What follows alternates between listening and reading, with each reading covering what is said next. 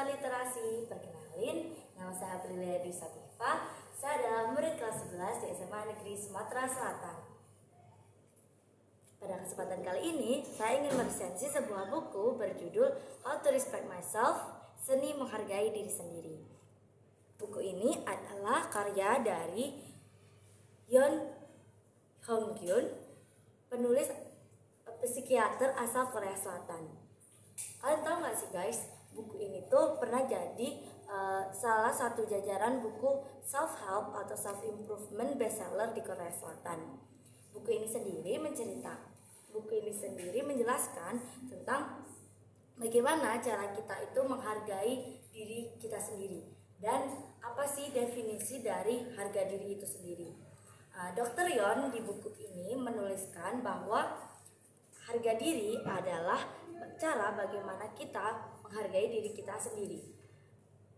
Nilai dari cara kita menghargai diri kita sendiri tersebut lah yang disebut harga diri.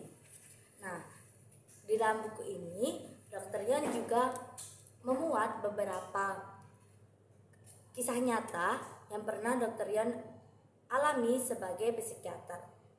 Selain itu juga terdapat banyak sekali kegiatan-kegiatan yang mendukung pembaca untuk berkembang lebih positif untuk menghargai dirinya sendiri.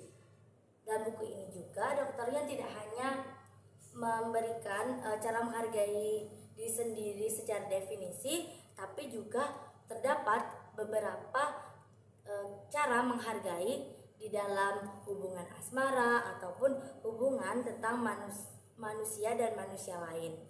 Nah, selain itu guys, di dalam buku ini juga terdapat penjelasan yang detail mengenai cara menghargai diri kita sendiri. Misalnya nih,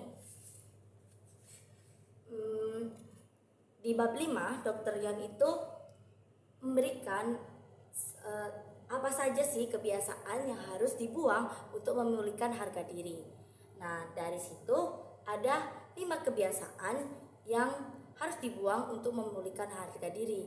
Nah, yang pertama itu ada mudah putus asa, tidak bergairah, rendah diri, menunda dan menghindar, juga bersikap sensitif. Selain itu, Dr. Yeon juga mendefinisikan secara detail bagaimana sih cara-cara kita itu untuk dapat menghargai diri kita sendiri. Seperti yang kalian tahu guys, di era globalisasi ini, kesadaran masyarakat tentang kesehatan jiwa semakin meningkat. Maka dari itu, buku ini sangat membantu untuk masyarakat, terutama remaja, memahami dirinya sendiri karena terdapat kegiatan yang sangat menyenangkan dan juga realistis di dalam buku ini. Namun tentu saja semua buku memiliki kekurangan juga kelebihan.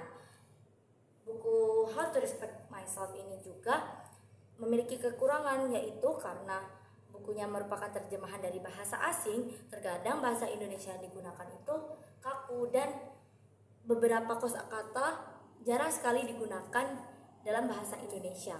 Maka dari itu, sebagai pembaca yang bijak, kita harus membuka kamus bahasa Indonesia ataupun men-searching kata-kata yang kita tidak tahu di Google.